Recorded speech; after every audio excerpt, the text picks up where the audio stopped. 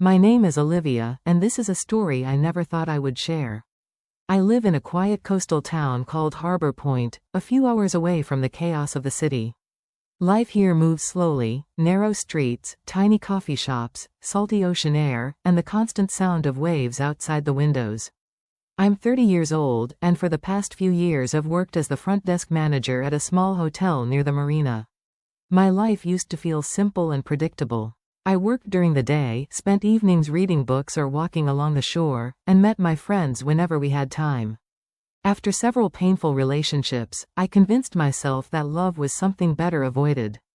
Being alone felt safer than getting hurt again. Then Ethan arrived. He checked into the hotel during a business trip, and from the very beginning there was something different about him. Unlike most travelers rushing through town, he seemed calm and thoughtful. He spoke softly, smiled gently, and looked at people as if he truly paid attention to them. While I was handing him his room key, he thanked me with such sincerity that it caught me off guard. The next morning, he came downstairs asking for recommendations around town.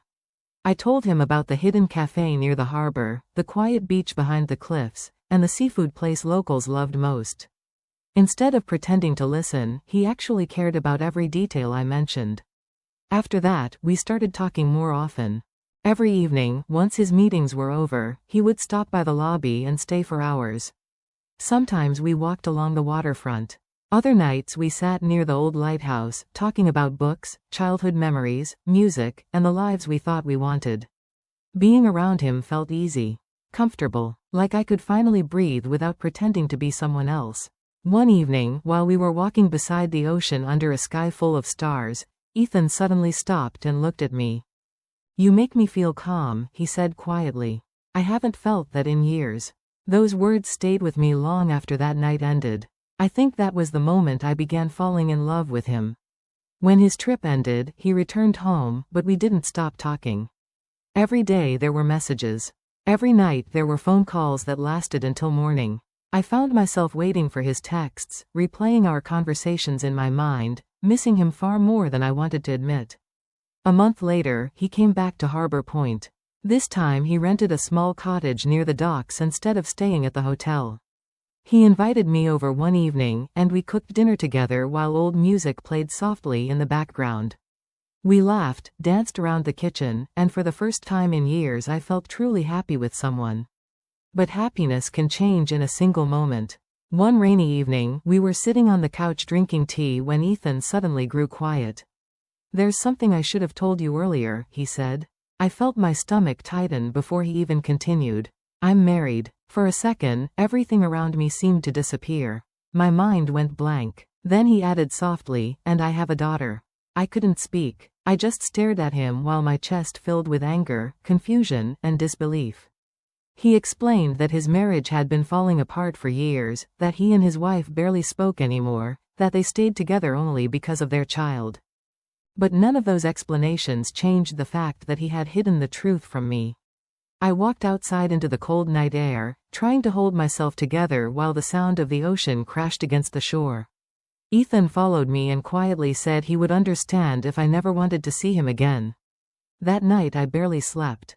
My thoughts wouldn't stop spinning. I kept asking myself why he hadn't told me sooner and why I had allowed myself to get so attached. Yet despite the pain, I still missed him. Days later, his messages appeared again. Apologies, late-night confessions, words about how much I meant to him. I ignored them at first, but eventually I answered. And that was the beginning of something complicated. For months, Ethan visited Harbor Point in secret. We spent evenings inside that little cottage near the water, hidden away from the rest of the world. We cooked meals together, watched movies, listened to music, and talked about dreams that never seemed fully possible. But our relationship only existed behind closed doors. There were no photographs together, no public dates, no future plans spoken aloud. Outside those walls, I didn't exist in his real life. Deep down, I understood exactly what I had become, someone he escaped to when reality felt too heavy. Still, I stayed. Part of me believed he would eventually leave his marriage. Another part of me was simply afraid of losing the feeling he gave me. With Ethan, I felt wanted, understood, and loved in ways I hadn't experienced before. But slowly, I started losing myself. I stopped seeing friends as often. I cancelled plans whenever he came to town.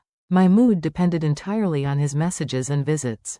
I lived in constant anticipation, waiting for moments that only lasted a few hours before he disappeared again.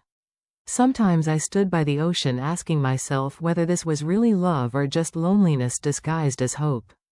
One evening, my closest friend Claire finally told me the truth I had been avoiding. "You deserve to be someone's real life," she said. Not their secret. Her words followed me for days. I began noticing how much I had changed. I no longer laughed the same way. I stopped doing things that once made me happy. Everything revolved around waiting. When Ethan visited again, I finally admitted how exhausted I felt. "I can't keep living like this," I told him. "I'm always waiting for you. Waiting for calls, visits, promises, and I'm tired." He looked hurt but not surprised. "I love you," he whispered. "Then why can't you choose me?" I asked. He looked away before answering. "It's complicated. I can't leave my family."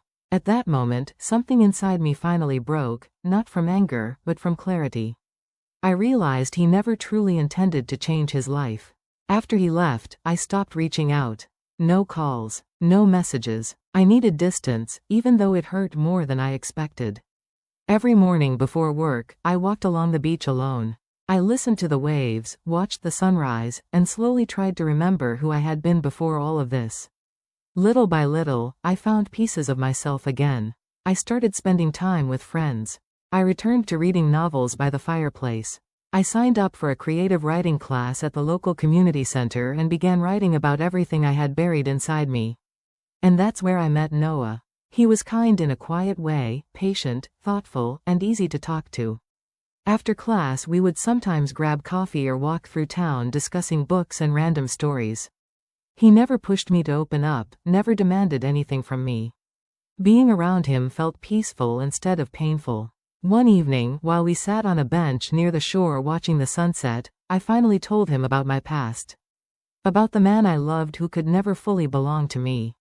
Noah listened carefully before saying softly, "You deserve a love that doesn't hide you." For the first time in a long while, those words didn't make me sad. They made me feel understood. As the months passed, my life slowly changed again.